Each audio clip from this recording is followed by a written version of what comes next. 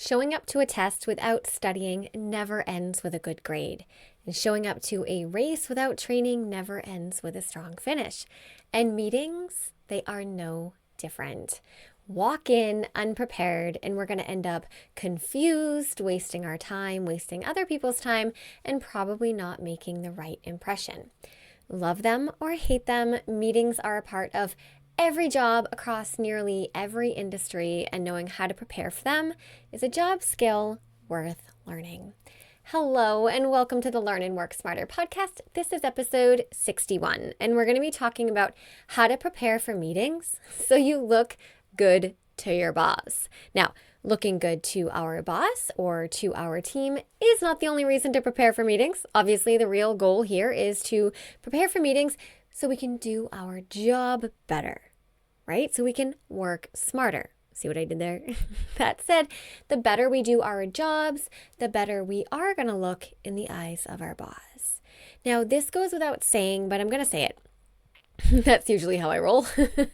How we prepare for any specific meeting is going to depend on the nature of that meeting. If you have a meeting in a faraway city, well, that takes some sort of different kind of planning and logistics involving travel. If you're preparing for a meeting where you are going to have to deliver the primary presentation, well, that requires a different level of preparation. And I have no doubt that I am going to cover some of that, a lot of that, in a future episode that's already planned. But today I'm covering some best practices for preparing for meetings in general. This could be your typical team meeting, a status meeting, a weekly meeting. There are so many different names for those sort of regularly scheduled meetings. And then the strategies will also be helpful for topic-specific meetings that are about a certain specific project or a new initiative. Whether you are a brand new employee and you haven't officially mastered the meeting thing yet, well, welcome to the workforce. Meetings are something that you're going to get very familiar with real fast, or perhaps you have been working for decades now and you're thinking, gee, I've been to thousands of meetings and I don't think this episode is for me. I challenge you to stick around. I close out every single episode of this show, so that is 61 episodes so far, with the advice to never stop learning. So let this be a moment where you tap into that advice and tell yourself, hey, maybe I can learn something. All right, grab a pen to take some notes, or if you're listening to this and you can't take any notes, you can find the full transcript at learnandworksmarter.com/podcast/61. If you are listening to this on a podcast app, you could also watch it on YouTube. Please subscribe if you head over there. And if you are already watching this on YouTube, then you can also find the show in all of your podcast apps. I have it available in many different places because we all have different learning preferences. Okay, let's get started. We have a lot to cover today. Hello, you are listening to the Learn and Work Smarter podcast, the podcast for students and professionals who want to learn and work smarter. I'm your host, executive function coach, and founder of schoolhabits.com, Katie Azevedo. As a reminder, everything I mention in today's episode will be linked in the show notes, including a link to the transcript, which you can also find at learnandworksmarter.com/podcast. All right, so this first tip may seem basic, but if you don't get this one down, then most certainly we are not going to be impressing anybody. And that is to put the meeting on your calendar. Whether you're invited to a meeting through an Outlook meeting invitation, maybe through Zoom, or just a simple email message in which someone from your company is like, hey, we're going to meet next Thursday at 2 p.m. This information needs to go immediately on your calendar. In episode 15, I talk all about email management best practices. And in that episode, I'll link it below, of course, I talk about the importance of extracting calendar-based information, like meetings, immediately from your email and putting it onto your calendar. We do not leave information like this in our email. You don't have to delete the email. You can archive it. That doesn't matter. But you've got to pull that information from the email and put it into your calendar. Also, as we're putting this meeting on the calendar, we want to check to make sure that that meeting day and time is actually possible. Can you go to next Thursday's meeting at 2? Or have you already committed to something else? Were you planning to work from home that day, but the meeting is in the office? If that meeting conflicts with a prior commitment, which one are you going to keep and which one are you going to cancel? Hint, if it's a meeting with multiple people, you're probably going to have to go to that one because it's not reasonable to ask multiple people to change their schedule just for you. Obviously, every scenario is different and it depends, and right, obviously take everything with a grain of salt. But if the meeting is just with you and one other person and you have a prior commitment and that prior commitment is really critical, then it is an option to ask the person who called the one-on-one meeting to perhaps meet at an earlier time or at a later time. Those are judgment calls that you're going to need to make for yourself. So this first tip, put the meeting on your calendar, is more than just hitting the plus add event sign, right, in Google or Outlook calendar or whatever. It's assessing the context of your day and figuring out if you can actually attend that meeting at that time in that location. All right, tip 2, respond. This may look different depending on how you were invited to the meeting, but in most cases, you're going to need to respond. If the meeting is a one-on-one meeting, or I'd say fewer than 4 people, so like 3 people or less, and if the invitation came in an email, it's a good practice to reply to the person who wrote the email and acknowledge the meeting. Do not hit reply all unless you're asked to do so. Reply only to the person who sent the meeting. Be careful which button you're clicking, right? The reply all has the multiple arrows. Click the one with the one arrow. Keep your message short. Something like, sounds good. See you next Thursday at 2. All right, like really basic. Obviously, if the meeting day and time do not work for you or you're unable to attend, whatever, then that reply would look different. This is where some professional discretion comes into play, which can be a challenge if you're new to the workforce. But if you're unable to attend a meeting that you're expected to be at, sometimes a phone call really is better than an email reply. Unless you are highly confident in your writing skills and in the delivery of your tone, and unless the recipient of your email knows you well and your relationship is like mutually professional, I recommend picking up the phone for a quick conversation. That could go something like, hey, I got your meeting invite. Unfortunately, I have a prior commitment at that exact time. I can meet you at noon, or I can meet you at 4, or I can just get the meeting notes from Megan, right? Or whoever, whatever the situation calls for. If your boss or your boss's boss or your boss's boss's boss's boss is calling the meeting, you're not going to pick up the phone and call your boss's boss to tell them you won't be attending. That's just not how the office politics works. Chain of command stuff can get really funky in these situations. So the highest up on the communication ladder that you would reach out to is just your immediate manager. When I'm saying some of this stuff aloud, I am reminded of how grateful I am to work for myself and how much I do not miss corporate meetings. I attended meetings for 15 years before I worked for myself, and that was certainly more than enough to teach me, of course, the value of meetings and how essential they are to teamwork, cooperation, even relationships. But it was also more than enough time for me to see the absurdity in some of these unwritten professional rules that exist. But that is neither here nor there. Okay, back to the point I'm making is that in most cases, you're going to want to respond to the person calling the meeting. One exception to this is a standing meeting that happens, let's say, every Monday at noon. And everybody on the team knows about it, and everyone in the company or your team goes to this Monday noon meeting. You don't need to reply that you are attending. It is expected you will be there.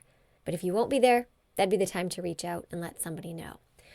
Okay, best practice number 3 for preparing for meetings is to make sure that you understand what the meeting is about. We can't prepare for something if we don't know what that something is. In a perfect world, the person calling the meeting will clearly articulate the meeting's objective, and also in that perfect world, we would receive an agenda of the meeting so we know how long it'll last and what will be covered. If the meeting invite comes by email, this agenda is usually going to be in the body of the email, just like typed into the body or as an attachment. If your company uses something like Outlook or Google Calendar, sometimes this information is in the notes or additional information section or description section of the event. Every email client calls it something different, but essentially, if you got a calendar invite to a meeting, sometimes you have to click on it and sort of like poke around to get the details of the meeting. Attachments and information isn't always like that obvious to find. And then sometimes the objective of the meeting will actually be in the name of the meeting itself. Now, this episode isn't about how to prepare for a meeting that you are running. That is going to be in a future episode, but in that episode that doesn't exist yet, okay, but it's on my calendar, I will be advising managers who are calling meetings to name the meeting something that's actually helpful. Something like quarter 2 goals check-in or quarter 3 launch debrief, whatever. So if you didn't receive an agenda, that's a bummer, okay? Or there's no real details of the meeting that you can easily find, then try looking at the actual name of the meeting. Hopefully it's not something like Monday meeting. The reason I'm including this tip, even though it sounds really basic, is that I can't tell you how many meetings that I have walked into as an employee and my fellow colleagues kind of look around saying like, hey, what's this meeting about? Like as we're, funneling into a meeting room, they don't know anything about the meeting. Now, if you remember, I opened this episode comparing this to, running a race that we haven't trained for or showing up to a test that we haven't studied for. Okay, and that is just not what we want to do if we can help it. Obviously, there's impromptu meetings that nobody knows anything about, right? And that gives you the pit in your stomach. You're like, are we all getting fired, right? But if it's something you can help, then you help yourself out. Okay. Tip number 4, know what your role is. Depending on what kind of meeting you're going to, your role may look different. You may be presenting, you might be note-taking, you might be just listening, you may be asked to be on a panel. Honestly, I can't even get too specific here because the nature of every meeting is so different depending on your industry and your job. But for the sake of clarity, and I know examples make everything better, let me try to give you an example. Now, when I used to teach high school, I was a special education teacher, and I would run what we call IEP meetings, Individualized Education Program. And these meetings were for students receiving special education services to assess their needs and assess their progress toward their learning objectives. These were very systematic meetings that hadn't happened like a certain amount of times a year. They were very specific ways that these meetings needed to be run. Okay, according to state law, we needed certain types of people and numbers of people in attendance, and there were, actual laws we had to follow. Special education, especially in Massachusetts, is very rule-based, as it should be. And when I was running one of these meetings, when it was a meeting, about a student on my caseload, I knew that when I walked into that meeting, I was in charge. Of course, if an administrator were there, they're essentially in charge of the whole school and they would take the lead and I would back down, obviously. But I was really the one in charge of the individualized education program. I did the testing. I knew the student more than anyone else in the room other than the parent, right? So I would go into that meeting knowing that I was in charge of the pace of the meeting, the flow of the meeting, getting, the right document signed by the end of the meeting, asking particular people to speak or to introduce themselves, things like that. And then there were also times when I would attend meetings at the school just as a spectator, shall we say, right? Maybe an English department meeting. I also taught English, and my role in those meetings would just to collaborate with the other English teachers I worked with. Or maybe there would be a school-wide meeting where administration would just essentially share updates and information, and I would just sit there and listen, essentially. When I worked as the vice president of a tutoring company, the president of the tutoring company would often have meetings together, us two. So I knew what my role was in that context. When I worked for a big tech company, I was such a wee little player, right? I rarely had any role other than just to learn what it was like to sit in a large meeting with a large amount of people, right? So when we are invited to a meeting, we have to know our role. And knowing our role is actually essential to the next step I'm going to talk about. We'll get there. But ask yourself, why am I being invited to this meeting? And I really mean that. Ask yourself, why am I being invited to this meeting? I hope to goodness sake that you are being invited to a meeting for a purpose, even if that purpose is just to hear company updates, right? That's the purpose. But Lord knows how many meetings exist where half of the people don't even need to be there. And we can file that under corporate absurdities. But again, that is neither here nor there. But if you ask yourself, why am I being invited to this meeting? And you don't know, then moving on to the next step is going to be a challenge. And the next step is essential because it's tip 5, prepare for your role. Okay, so let's break this down. If you know that your role at the meeting is going to be like that you need to present something. I'm not even talking about like a formal presentation with a slide deck, but even just maybe reporting back out to the team on something that you've been working on, right? I'm still counting that as a presentation. Okay, well then what information do you need to prepare? Do you need to collect data? Do you need to type something up so you feel more prepared to speak and less put on the spot? Or do you actually have to create a slide deck presentation? Again, these are questions to ask yourself so that, we don't walk into the meeting feeling unprepared and unprofessional, because being unprepared is unprofessional. All right, so let's say that you're not going to be presenting anything, but you think your role is more of a spectator. Okay, well then that means that you're probably going to be receiving information. Cool. That means that you're going to need to take notes on that information, right? Awesome. Do you know how to take notes at meetings? Right? That's a fair question. Are you going to use a laptop and take digital notes? Is that even appropriate in that environment, or would that be distracting to have a bunch of, keys clacking when no one else in the room is doing it? That's what we call a read the room moment, right? Do you have a notebook that doesn't have like inappropriate stickers slapped to the front of it? In episode 31, I cover how to take notes at meetings, and if this is something that you are new to, or you feel like maybe you could get a little bit better at it, or you just want it to feel easier, then that episode is 1,000% for you. I'm going to tell you something. I work with private clients, both students and professionals, and I love to give my students who are graduating graduation gifts, whether they're graduating high school, college, graduate school, whatever. There's usually 2 kinds of gifts I give. Books, of course. I have a selection of very specific books that I think are very valuable for graduates. And then I often give a professional notebook. I think there's something about how we present ourselves that speaks to how seriously we take our work.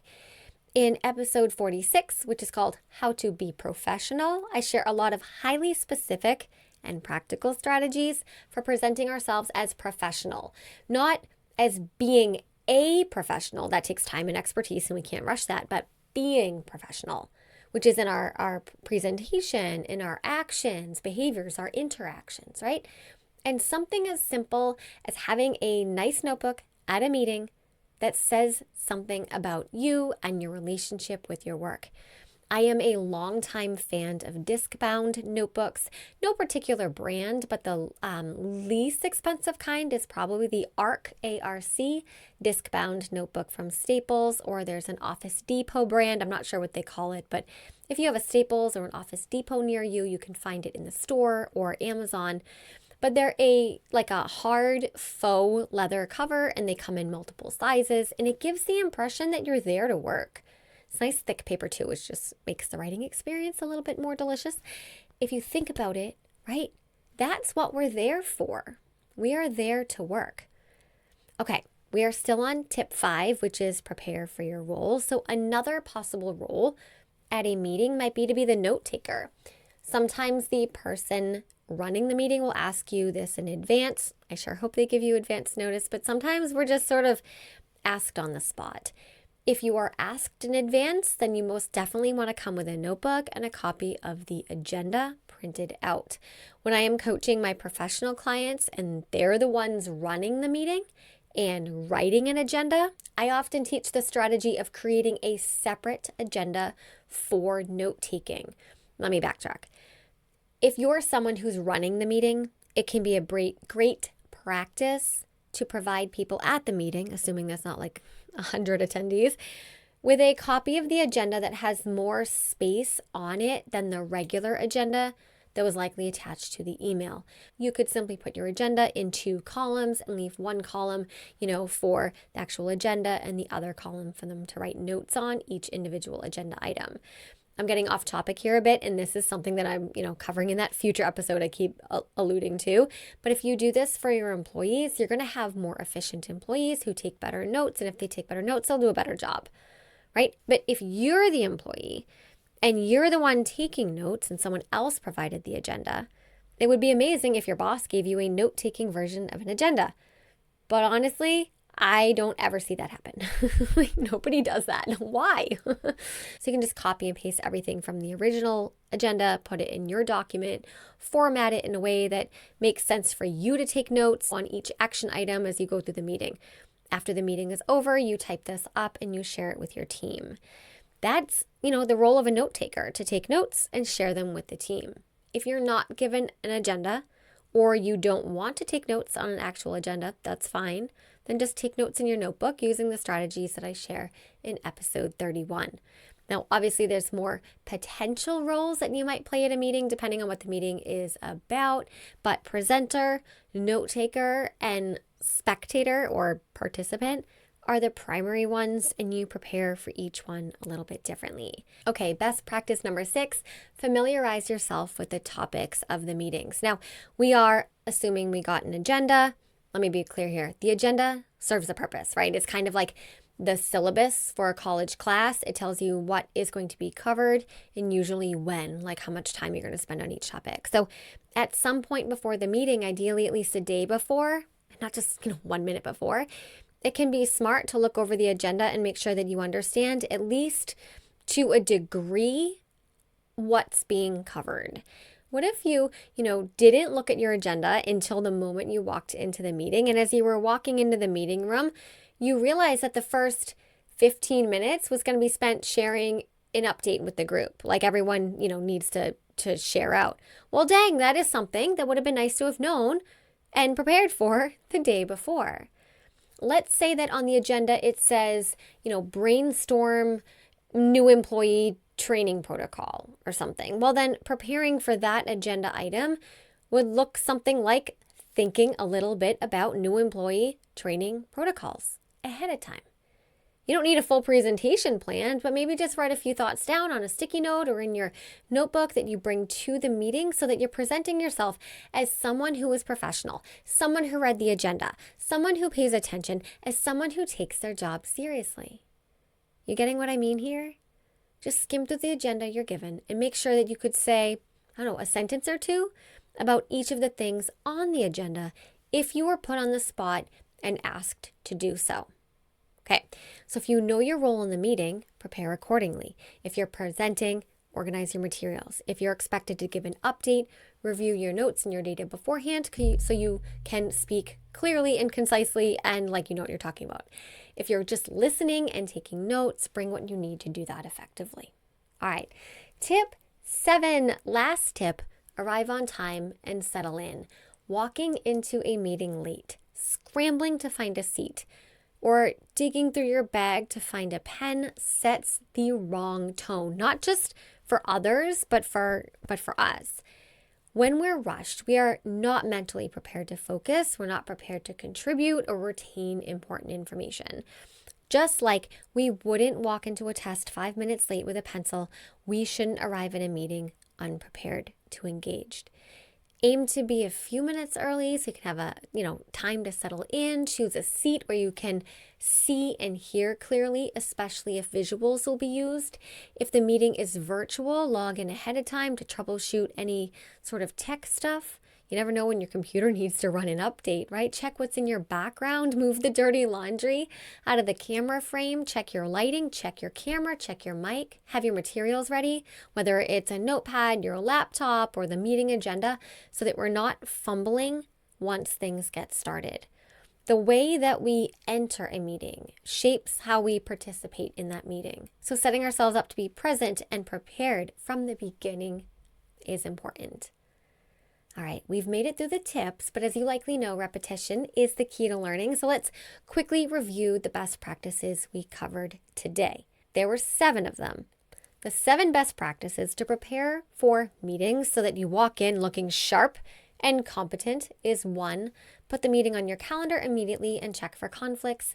2, respond appropriately, acknowledge the meeting, and communicate if there is a scheduling issue. Number 3, understand the purpose of the meeting so you're not walking in clueless. Number 4, know your role, whether you're presenting, listening, collaborating, or something else. Number 5, prepare for your role, gather your materials, take your notes, show up ready. 6, familiarize yourself with the topics of the meeting. And 7, arrive on time and settle in. Now listen, preparing for meetings isn't just about avoiding embarrassment, although it's definitely about that too. It is about showing that we take our work seriously. It's about respecting our time and the time of everyone else in the room. And honestly, it's one of those things that separates a solid professional from someone who just clocks in and clocks out. So the next time you get a meeting invite, don't just show up ready. That's it for today's episode of the Learn and Work Smarter podcast. As always, you can find a full transcript at learnandworksmarter.com/podcast/61. Thank you for listening, and never stop learning.